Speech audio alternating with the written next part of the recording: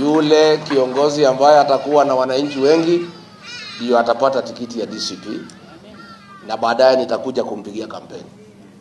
Last general election nilikaa hapa siku 9 nikisaidia Susan Kihika.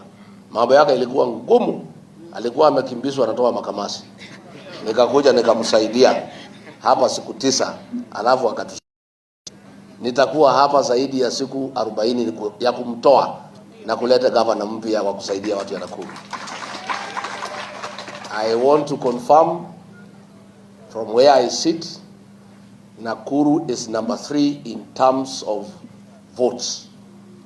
Nairobi is number 1, 2.7 million, followed by Kiambu, 1.5 million,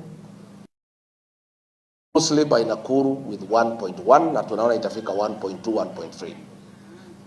Therefore, Nakuru is very important in the national matrix. For me to be president, I must get 90% of the votes in Nakuru County.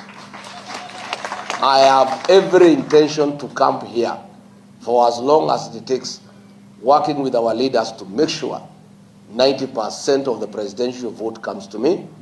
Again, katika viti 12, we have zeroed in the 11. 10 is a must. Ile moja ndio tunangangania na watu ya Ruto.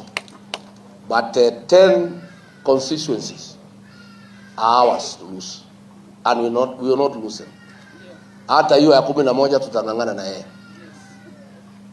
Tutangangana. Kwa hivyo I want to confirm, kiti ya governor lazima DCP ichukue, kiti ya senator lazima DCP ichukue, women rep, and at least 10 members of the National Assembly.